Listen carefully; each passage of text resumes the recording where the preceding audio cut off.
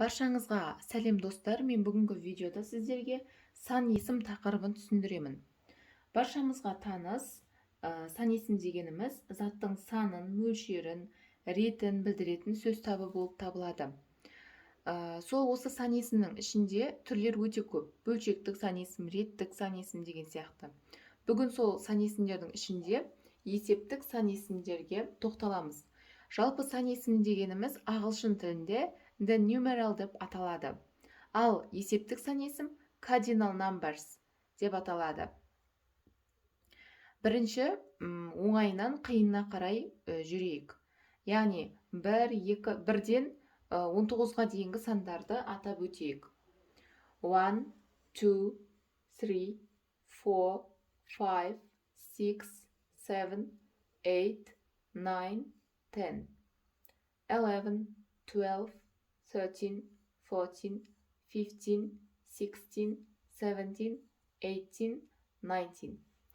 Бұл жерден байқағанымыздай 11-ден бастап 19-ға дейін, 11-12-де 11, 12, 13-ден 19-ға дейін тин деген жалғаулардың жалғалып кеткенін байқап тұрмыз. Ал енді 20-дан 100-ге дейінгі сандарды үйренейік. 20 дегеніміз 20 болады. 21 21, 22 22, 23 23, сол сияқты, яғни қазақшадағыдай қосып кете береміз. Жалпы ағылшынды білсек, ағылшын тіліндегі 20 және 1 деген сөздердің айтылуын білсек болды.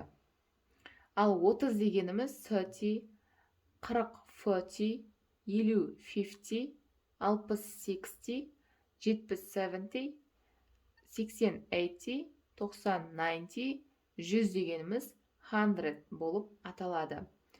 1 деген сөзді мен алдына жақшаға алып қойдым. 100 деп айтсақ та болады, жай ғана 100 деп айтсақ та болады. Мына жерден 20-дан 90-ға дейінгі сандардың жазылуын байқағанымыздай, T және Y әріптерінің қосылуы арқылы жасалып тұр. Ал енді 200-ден 100 мыңға дейінгі сандар міне күрделісі мұнда жазылған. 100 дегеніміз 100, 200, 200, 900-ға дейін солай айта береміз. 201, қараңыздар енді, 201 дегенді міне мысалға етіп қойдым. Бірліктер мен жүздіктердің арасына and көмекші сөзі қойылады. Мысалға 201, 201, 201 дегенді білдіреді. Біз қазақшада 200 және 1 деп айтпаймыз, жай ғана 201 деп кетеміз. Ағылшын тілінде осы жерде ерекшелік болады. Ал енді 1000 дегеніміз 1000 деп аталады. 1-да қойсақ та болады, қоймасақ та болады. 1000, жай ғана 1000 десек те болады. Жүздіктер мен бірліктердің арасына and қойылады деп айттық. Мыңдықтар мен бірліктердің арасына да and көмекші сөзі қойылады. Ал енді 1001 деп айтып көрейік.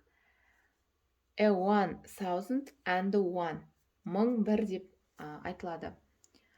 Ал енді жүздіктер мен мыңдықтарға келетін болсақ, олардың арасына еш нәрсе қойылмайды. 1100 деп айту үшін 1100, бірден 1100 деп айтып кете береміз. Осы сияқты 1200, 1300 деп айта береміз. 1200, 1200 дегенді білдіреді. Ал енді ондықтар мен жүздіктердің арасына келейік. Яғни міне 250 деп тұрмыз. Бұл жерде де and көмекші етістігі қойылады. 1200, 1200, and 50, және 50. Оны біз қазақ тілінде және деп айтпаймыз, бірақ ағылшын тілінде айту міндетті. 1250, 1250 дегенді білдіреді. Дәл осы секілді күрделі сан есімді айтып көрейік. 2235, 200, 2035. Бұлар, яғни and көмекші сөзі қолданылып тұр. Дәл осылай 100 мыңға дейінгі сөздерді айтып кете береміз. Ал енді 100 мың дегеніміз осы қазақ тілінде айтқан сияқты 100,000 яғни 100,000 деп айтып кете береміз.